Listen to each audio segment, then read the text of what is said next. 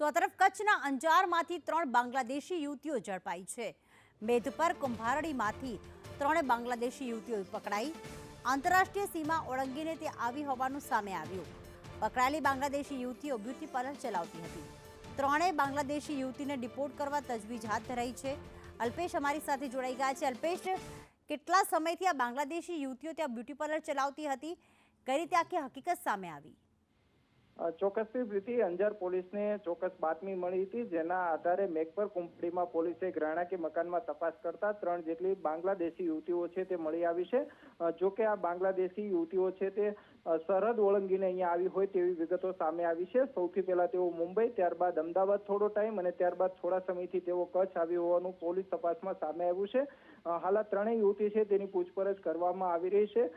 સાથે જ તેને ડિપોર્ટ કરવા માટેની કાર્યવાહી પણ પોલીસ કરી રહી છે। પોલીસ તપાસમાં સામે આવ્યું છે કે 3 યુવતી છે તે બ્યુટી પાર્લરનું કામ કરતી હતી અને થોડા સમય પહેલા જ અહીંયા એક રહેણાંક મકાનમાં તે ભાડે રાખીને અહીંયા વસવાટ કરતી હતી। આભાર અલ્પેશ તમામ માહિતી માટે।